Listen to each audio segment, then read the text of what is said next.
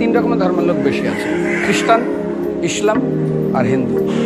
100 জন খ্রিস্টানকে যদি একই প্রশ্ন করে তোদের ভগবানকে, একবারই বলবে আমাদের ভগবান ঈশ্বর মসিহ যীশু খ্রাইস্ট।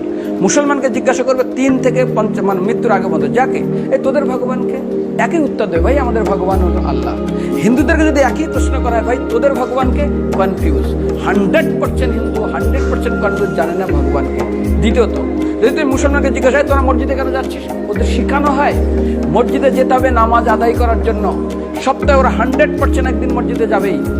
তুমি যদি খ্রিস্টানদের জিজ্ঞাসা করো তোমরা কেন কোথায় যাবে, কোথায় যাও না, আমাদেরকে একদিন তারা চার্চে যাবে। কেন?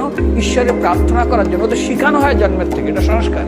আর হিন্দুদের যদি জিজ্ঞাসা করে তোমরা মন্দিরে কেন যাচ্ছ, হ্যাঁ আমার ছেলের বিয়ে হচ্ছে না, আমার মেয়ের বাচ্চা হচ্ছে না, আমার বাবা হসপিটালে আছে, কালকে আমার মামলার ডেট আছে, আমার ব্যবসা খুব খারাপ, আমার শরীর খুব খারাপ। 99.99 হিন্দু জানে না মন্দির